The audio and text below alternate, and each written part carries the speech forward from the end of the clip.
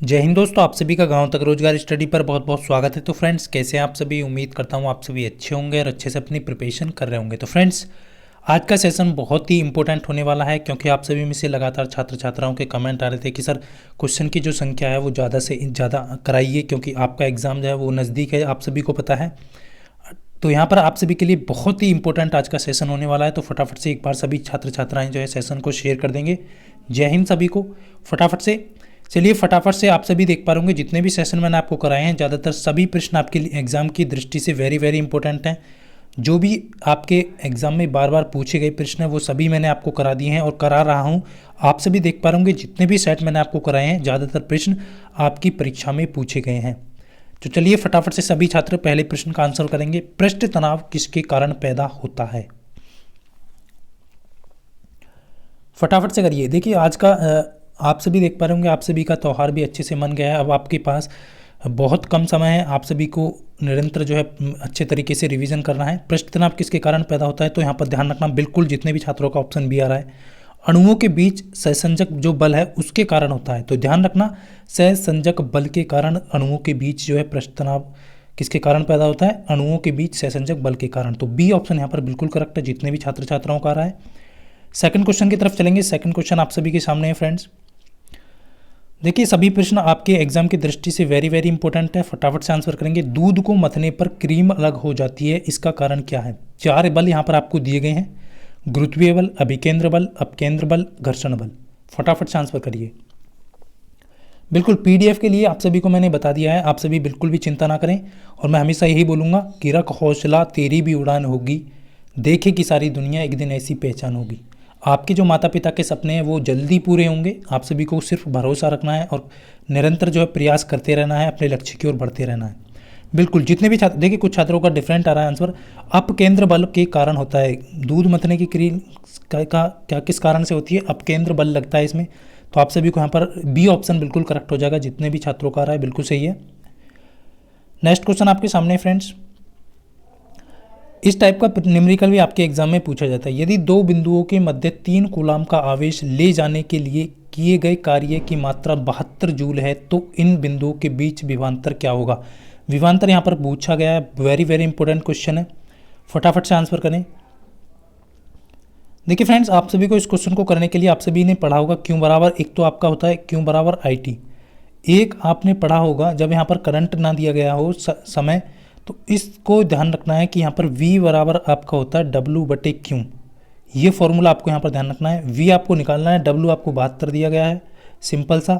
Coulomb कितना दिया गया है? कूलाम आपको 3 दिया गया है, तो 24 × 72, 24 वोल्ट यहाँ पर आपका राइट आंसर हो जाएगा। ऑप्शन ए जितने भी छात्रों का रहा है बिल्कुल करेक्ट है, बहुत अच्छे।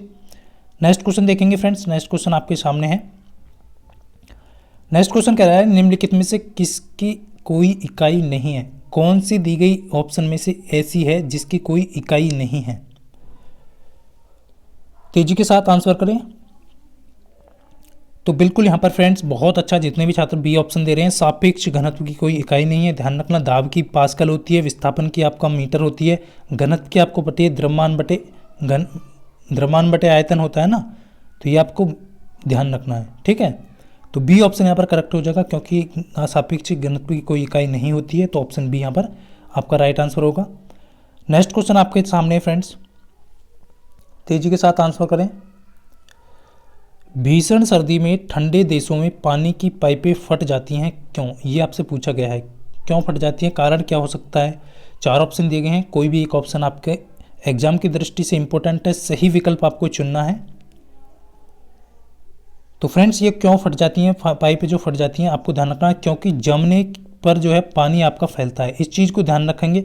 पानी को यदि आप जमाएंगे तो वो जमने पर, मान लीजिए आपको एक गिलास में आपने पानी भरा और उसको जमने के लिए रख दिया, तो वो उसका क्या होगा, उसके जो मतलब जितना पानी भरा है उससे ज़्यादा यहाँ पर जो है उसका आयतन हो जाएगा। यानी कि जमने पर किसी भी पाइप में पानी है और वो जम जाएगा तो वो क्या हो जाएगा, फैल जाता है, तो उसके कारण पाइपें जो है फट जाती हैं।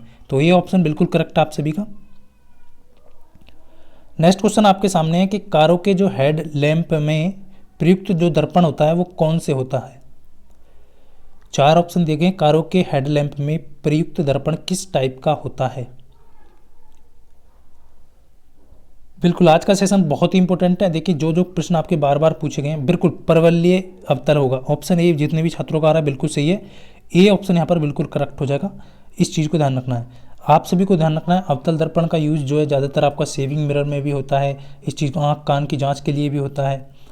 टॉर्च जो सर्च लाइट होती है उसमें भी होता है। तो ये आप सभी को यहाँ पर ध्यान रखना है। इससे पहले भी मैं इस टाइप का क्वेश्चन करा चुका हूँ। नेक्स्ट प्रश्न आपके सामने फ्रेंड्स, ईंटों के बने भवनों की तुलना में कच्ची मिट्टी के मकान ग्रीष्म में ठंडे और शीतकाल में अधिक गर्म होने का कारण क्या है? वेरी वेरी इंपॉर्टेंट क्वेश्चन है, वेरी वेरी इंपॉर्टेंट। फटाफट से बताएंगे।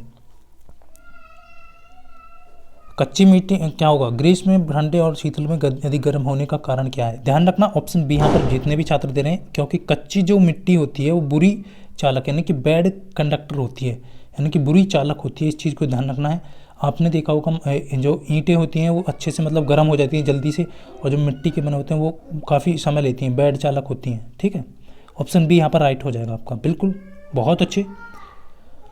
नेक्स्ट क्वेश्चन आपके सामने फ्रेंड्स, बहुत अच्छे से आपको आंसर करना है। क्वेश्चन को सबसे पहले आपको ध्यान रखना है कि क्वेश्चन पूछ क्या रहा है, पूरा क्वेश्चन पढ़ना है, उसके बाद आपको आंसर करना है, जल्दबाजी नहीं करनी है। जब गर्म पानी की को अपेक्षाकृत अधिक तापत गिलास के ऊपर छिड़का जाता है, देखिए यहाँ पर कह रहा है गर्म पानी की अपेक्षा अधिक तापत गिलास के ऊपर छिड़का जाता है तो वह टूट जाता है, इसका कारण क्या है?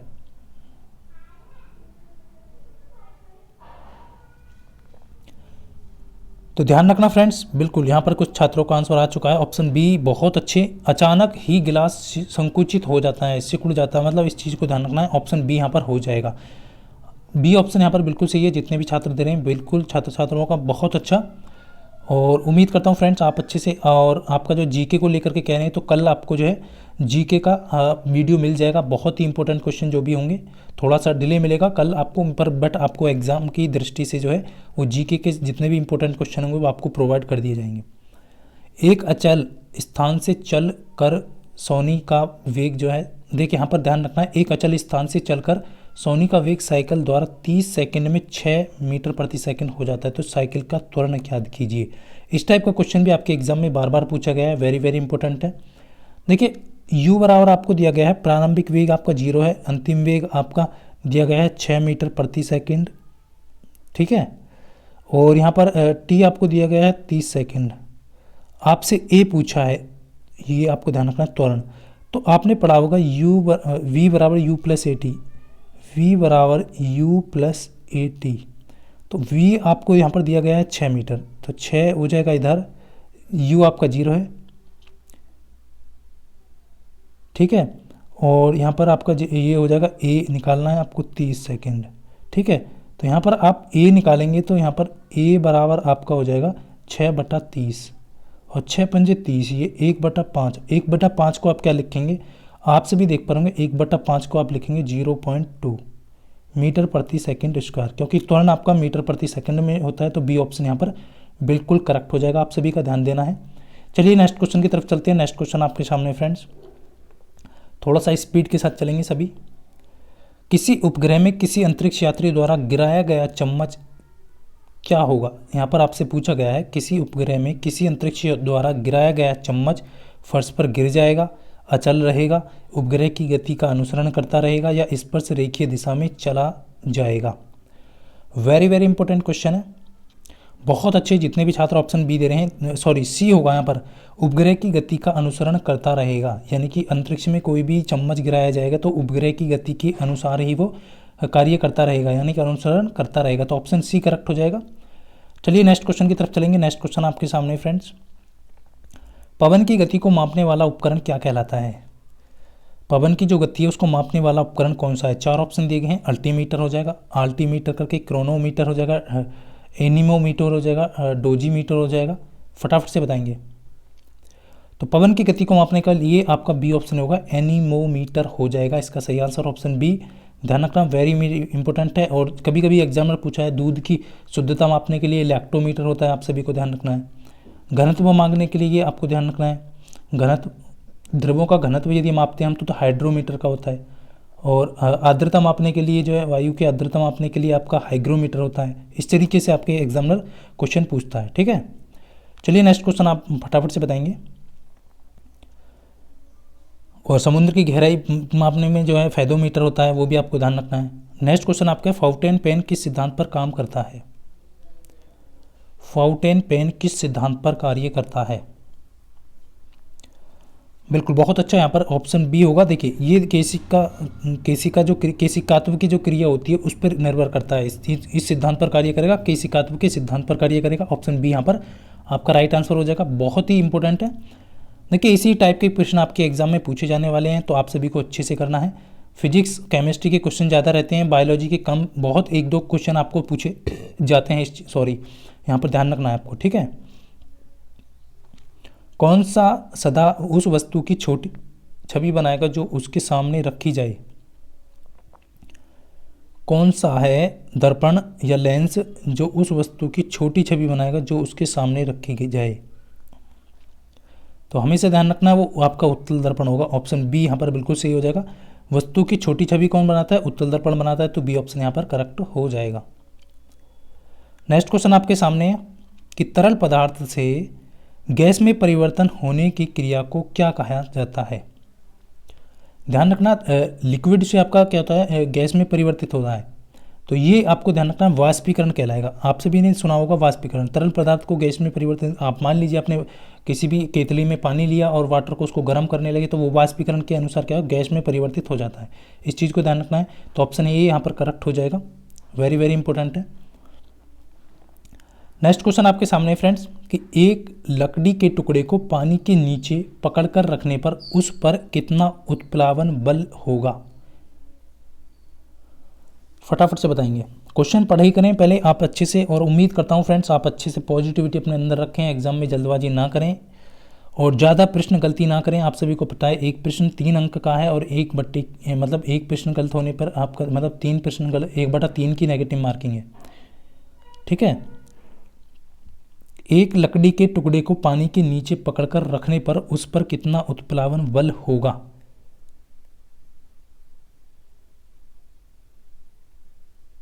तो इस चीज को ध्यान रखना। ऑप्शन ए होगा, लकड़ी के भार के बराबर होगा। ऑप्शन ए यहां पर करेक्ट हो जाएगा, ठीक है। ऑप्शन ए करेक्ट होगा, बी नहीं होगा, ऑप्शन ए हो जाएगा। नेक्स्ट आपका, निम्न कण एक ही गतिज ऊर्जा के साथ चल रहे हैं, उनमें से सबसे अधिक संवेग किसका होगा?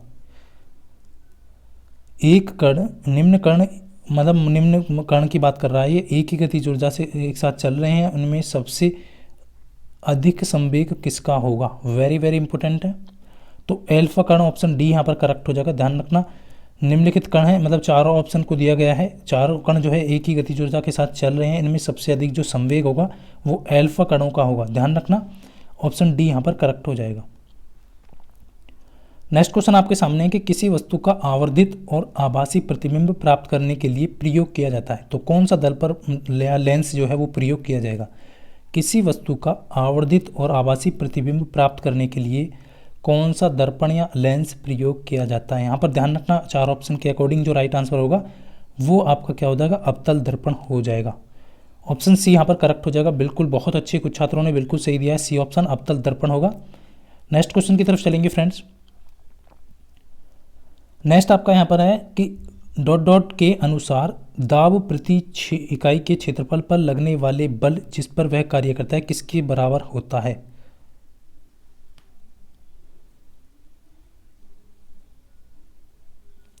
तो आपने पढ़ा होगा फ्रेंड्स P बराबर F/A, यानी कि P बराबर F/A, ये पढ़ा होगा आपने।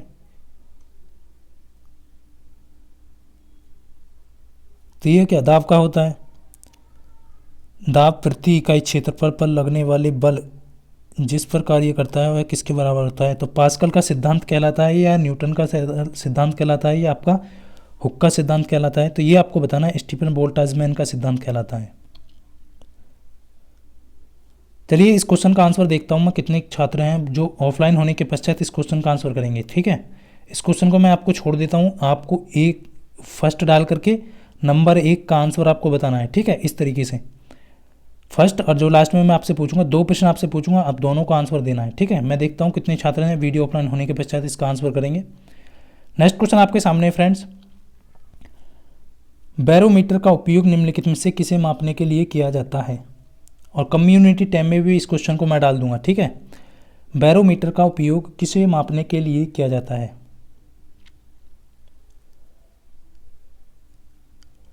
बहुत अच्छे, जितने भी छात्रों का ऑप्शन सी आ रहा, वायुमंडलीय दाब को मापने के लिए बैरोमीटर का उपयोग किया जाता है। बहुत अच्छा, आप सभी ने यहाँ पर बताया है। नेक्स्ट क्वेश्चन की तरफ चलेंगे फ्रेंड्स। निम्नलिखित में से कौन सी भौतिक राशियाँ एसआई इकाई युग्म सही रूप से मेल खाता है? कौन सी एसआई इकाई यूनिट है जिसका युग्म जो है वो सही रूप से मेल खाता है? बहुत अच्छे, तेजी के साथ आंसर करेंगे और अपने हौसलों को सदा बुलंद रखेंगे और अपने लक्ष्य की ओर हमेशा बढ़ते रहेंगे। बिल्कुल ए ऑप्शन यहाँ पर आप देख पा रहे होंगे, बल न्यूटन। बल का ऐसा ही मात्रक क्या? न्यूटन है। जबकि शक्ति का वाट होता है, ये आपका गलत हो गया है। और धारिता का ओम नहीं होता, धारिता फेरेड होता है। और प्रेरक तो यहाँ तो दे रखा है हेनरी। लेकिन यहाँ पर आप देखो, यहाँ पर जो होता है चुंबकीय प्रेरक, तो इसका होता है टेस्ला। बट यहाँ पर आपको इंडक्टेंस आपसे पूछ लिया जाए तो उसकी इकाई जो है आपको हेनरी होगी। इस चीज़ को ध्यान रखना है। क्लियर है? तो ऑप्शन ए करेक्ट हो जाएगा यहाँ पर। नेक्स्ट आपका टीवी रिमोट कंट्रोल किसके सिद्धांत पर कार्य करता है? टीवी का आपने अक्सर देखा होगा, रिमोट जो होता है वह किस सिद्धांत पर कार्य करता है? टीवी रिमोट कंट्रोल जो है वो किस सिद्धांत पर कार्य करेगा? फटाफट से बताएंगे। बिल्कुल, बहुत अच्छा, इंफ्रारेड तरंग हो जाएगी, वेव्स हो जाएंगी। ऑप्शन ए यहाँ पर बिल्कुल करेक्ट हो जाएगा। इंफ्रारेड तरंग के सिद्धांत पर कार्य करता है, ऑप्शन ए बिल्कुल सही है।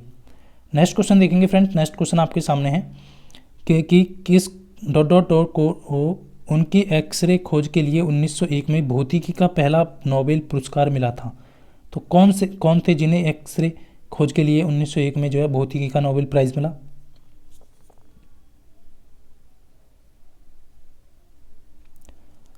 बहुत अच्छा, ऑप्शन बी, विलियम रोटजेन बोलते हैं या रोटजेन, जो भी है। तो ये ऑप्शन बी ऑप्शन यहाँ पर बिल्कुल सही हो जाएगा। आप सभी का बी ऑप्शन जितने भी छात्रों का आ रहा है बिल्कुल सही है। ज़्यादातर स्टूडेंट का बिल्कुल सही आंसर आया है यहाँ पर। नेक्स्ट क्वेश्चन आपके सामने है फ्रेंड्स।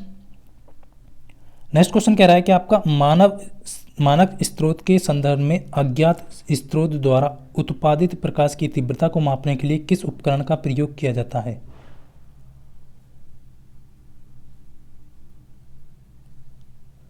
मानव स्रोत के संदर्भ में अज्ञात स्रोत द्वारा उत्पादित प्रकाश की तीव्रता को मापने के लिए कौन सा उपकरण प्रयोग किया जाता है? बिल्कुल, बहुत अच्छा, कुछ छात्रों का डिफरेंट आ रहा है, ध्यान देना। फोटोमीटर हो जाएगा, फोटोमीटर, ऑप्शन सी यहाँ पर करेक्ट होगा। इस क्वेश्चन का सही आंसर ऑप्शन सी हो जाएगा, फोटोमीटर। नेक्स्ट क्वेश्चन आपके सामने है फ्रेंड्स। देखिए, अब थोड़ा सा आप सभी के लिए यहाँ पर मैं आप बहुत अच्छे तरीके से आपको जीके का जो जितना भी क्वेश्चन बन रहा है और करंट अफेयर का वो प्रोवाइड कर दूंगा, आप बिल्कुल भी परेशान ना हो। निम्नलिखित में से किस उपकरण का उपयोग पनडुब्बियों में समुद्र स्तर के ऊपर की वस्तु को देखने के लिए किया जाता है? देखिए, पनडुब्बियों में क्या होता है, समुद्र के ऊपर की जो वस्तु है उसको देखने के लिए कौन प्रयोग किया जाता है? पेरिस्कोप, यानी परिदर्शी बोलते हैं। ऑप्शन बी यहाँ पर करेक्ट हो जाएगा। पेरिस्कोप होगा या परिदर्शी हो जाएगा आपका यहाँ पर, ऑप्शन बी बिल्कुल सही हो जाएगा। बहुत अच्छा। नेक्स्ट क्वेश्चन आपके सामने फ्रेंड्स। नेक्स्ट क्वेश्चन कह रहा है कि आपका, तो ये क्वेश्चन शायद दोबारा हो चुका है आपका एक बार। नेक्स्ट क्वेश्चन देखेंगे। नेक्स्ट क्वेश्चन आपके सामने है कि निम्नलिखित में से कौन सी ऊर्जा समुद्र से उत्पन्न नहीं होती है? चार ऑप्शन दिए गए हैं, कौन सी ऊर्जा है जो समुद्र से उत्पन्न नहीं होती है? तरंग ऊर्जा, सागरीय तापीय ऊर्जा, ज्वारीय ऊर्जा। तो ऑप्शन बी यहाँ पर डी करेक्ट हो जाएगा। भूतापीय ऊर्जा जो है वो आपकी समुद्र से उत्पन्न नहीं होने वाली ऊर्जा है, ऑप्शन डी यहाँ पर आपका राइट आंसर हो जाएगा। नेक्स्ट क्वेश्चन आपके सामने है कि फ्रेंड्स, निम्नलिखित में से ध्वनि तरंग की विशेषता कौन सी नहीं है? यानी कि ध्वनि जो तरंग है, चार ऑप्शन में से कौन सी ऐसी है जो ध्वनि की विशेषता नहीं है?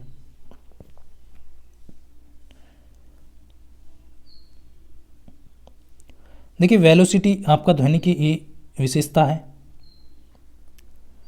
वेवलेंथ आपकी ध्वनि की विशेषता है, एम्पलीट्यूड ध्वनि की विशेषता है, जबकि नेचर जो है वो ध्वनि की विशेषता नहीं है। तो इसका राइट आंसर ऑप्शन डी हो जाएगा। इसका ध्यान रखना, ऑप्शन डी यहाँ पर आपका करेक्ट आंसर हो जाएगा, जो कि एग्जामिनर के द्वारा माना गया है। ऑप्शन डी ही आपका सही आंसर यहाँ पर होगा। नेक्स्ट क्वेश्चन है, निम्नलिखित में से किसे ऊष्मागतिकी का पहला नियम भी कहा जाता है? थर्मोडायनेमिक्स नियम भी कहा जाता है। तो इस चीज़ का ध्यान रखें कि वेरी वेरी इंपॉर्टेंट है, बहुत अच्छे। ऑप्शन बी ऊर्जा संरक्षण के नियम को आपका जो है थर्मोडाइनेमिक्स का पहला नियम भी कहा जाता है, तो बी ऑप्शन यहाँ पर बिल्कुल करेक्ट है आप सभी का। नेक्स्ट क्वेश्चन कह रहा है कि फ्रेंड्स आपका निम्नलिखित में से किस धातु का गलनांक इसके शुद्ध रूप में सबसे अधिक होता है। कौन सी धातु है जिसका गलनांक उसके शुद्ध रूप में सबसे अधिक होता है। तांबा, प्लेटिनम, सोना, टंगस्टन। और बल्ब का फिलामेंट किसका बना होता है, वो आपका आप सभी जानते हैं टंगस्टन का बना होता है। तो इसका जो गलनांक है सबसे अधिक होता है तो टंगस्टन का होता है, ऑप्शन डी यहाँ पर करेक्ट हो जाएगा। और जो आपका हीटर होता है उसका जो तार है वो नाइक्रोम का बना होता है, इस चीज़ को भी यहाँ पर ध्यान रखना है। क्लियर है। बल्ब के अंदर कौन सी गैस भरी होती है ये भी बताइए, फटाफट से आंसर करेंगे सभी छात्र छात्राएं। तारों का टिमटिमाना मुख्य रूप से किस परिघटना के कारण होता है। बहुत अच्छा, आर्गन कुछ छात्रों का आंसर आया है। तारों का टिमटिमाना मुख्य रूप से किस परिघटना के कारण होता है। तो ऑप्शन बी यहाँ पर करेक्ट हो जाएगा, अपवर्तन के कारण। बी ऑप्शन यहाँ पर बिल्कुल सही है, तारों का टिमटिमाना अपवर्तन के कारण होता है। Very very important question. Next आपका यहाँ पर क्वेश्चन जो है वो बहुत ही इंपॉर्टेंट क्वेश्चन है कि जब एक धातु दूसरी धातु से टकराती है तो ध्वनि उत्पन्न होती है, क्यों कि वे होते हैं लचीला, चमकीला, मुलायम, ध्वन्यात्मक।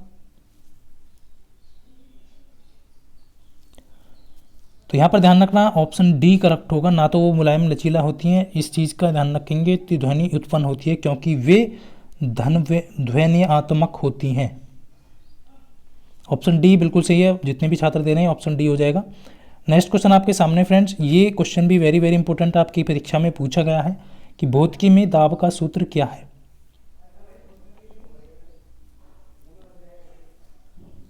फटाफट से।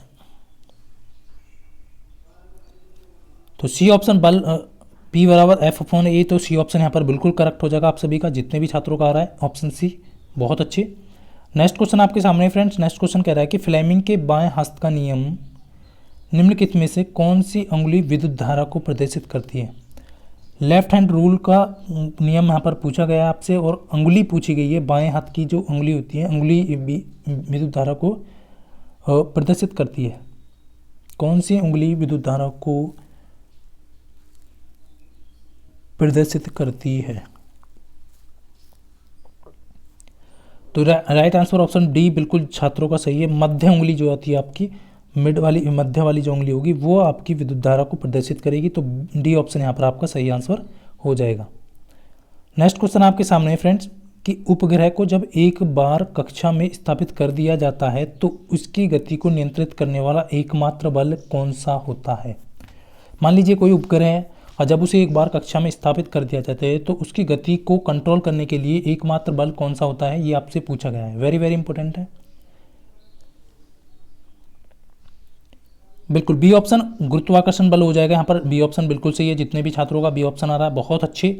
और हमेशा कहूँगा कि डर लगा मुझे भी ये रास्ता देखकर पर मैं निरंतर बढ़ता गया रास्ता देखकर। डर लगा मुझे भी ये फासला देखकर पर मैं निरंतर बढ़ता गया रास्ता देखकर, खुद पे खुद मेरे नज़दीक आती गई मंजिल मेरे हौसलों को देखकर। तो अपने हौसलों को हमेशा बुलंद रखना है, आपकी मंजिल आपके पास खुद चल कर आएगी। नेक्स्ट क्वेश्चन कह रहा है कि फ्रेंड्स हर्ट्ज में ध्वनि की किस विशेषता को मापा जाता है। बहुत अच्छी, जितने भी छात्रों का आ रहा है ध्वनि की आवृत्ति को जो है हर्ट्ज में मापा जाता है, ध्यान रखना बिल्कुल सही है। ध्वनि की आवृत्ति को किस में मापा जाता है, तो ये आपका हर्ट्ज में मापा जाता है। और तरंग दैर्घ्य को किस में मापते हैं, तो मीटर में मापते हैं, इस चीज़ को ध्यान रखेंगे। क्लियर है। तीव्रता का तो कैंडेला। नेक्स्ट है उस भौतिक विज्ञान का नाम बताइए जिसे न्यूट्रॉन की खोज का श्रेय दिया जाता है। 1932 की इस खोज के कारण उन्हें नोबेल पुरस्कार मिला। 1932 को इन्हें खोज के कारण ही नोबेल प्राइज मिला, तो उनका नाम बताइए। बिल्कुल बहुत अच्छा, सी ऑप्शन होगा, जेम्स चैडविक हो जाएगा इसका correct answer, option C. Newton की खोज का श्रेय किसको दिया जाता है, जेम्स चैडविक को दिया जाता है। वेरी वेरी इंपॉर्टेंट क्वेश्चन था। नेक्स्ट क्वेश्चन कह रहा है फ्रेंड्स आप सभी का कि निम्नलिखित में से कौन सा एक प्राथमिक बल नहीं है जो समुद्र की धाराओं को प्रभावित करता है। कौन सा एक प्राथमिक बल नहीं है जो समुद्र की धाराओं को प्रभावित करता है।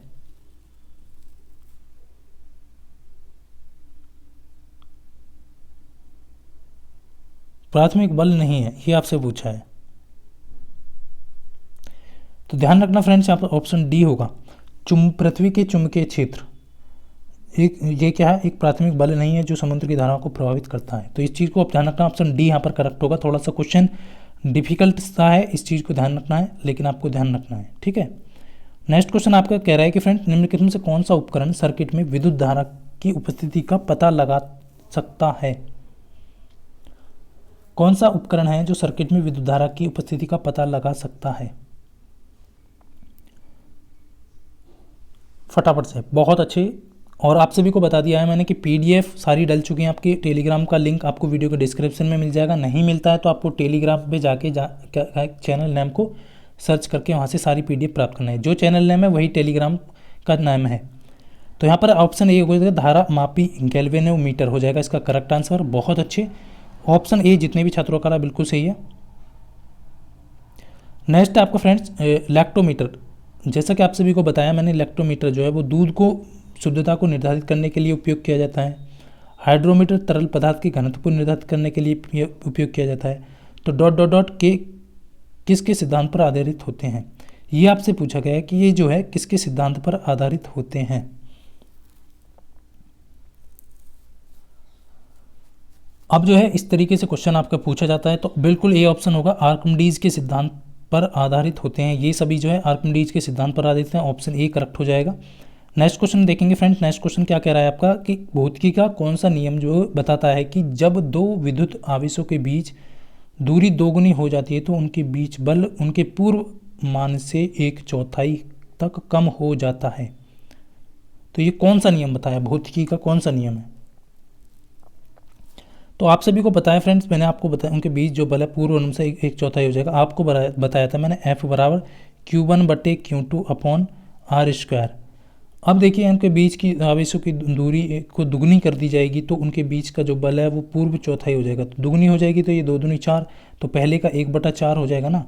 तो ये कूलाम का नियम है, 4 यहाँ पर जो है कूलाम का नियम, ऑप्शन बी करेक्ट हो जाएगा। बहुत अच्छे, जितने भी छात्रों ने ऑप्शन कूलाम का नियम बताया बिल्कुल सही है। नेक्स्ट क्वेश्चन फ्रेंड्स आपके सामने कि कौन सा कथन असत्य है। और आज का ये एक क्वेश्चन मैंने आपको पहले दिया है और ये सेकंड क्वेश्चन आपके सामने है। इस क्वेश्चन का भी कमेंट बॉक्स में आपको वीडियो ऑफलाइन होने के बाद आंसर देना है कि कौन सा कथन असत्य है। तो फ्रेंड्स आज का सेशन आप सभी को कैसा लगा, उम्मीद करता हूँ आप सभी को अच्छा लगा हो। तो वीडियो को लाइक करते जाना और अपने सभी मित्रों के साथ शेयर कर देना। मिलता हूँ नेक्स्ट वीडियो में, तब तक के लिए सभी को जय हिंद, वंदे मातरम।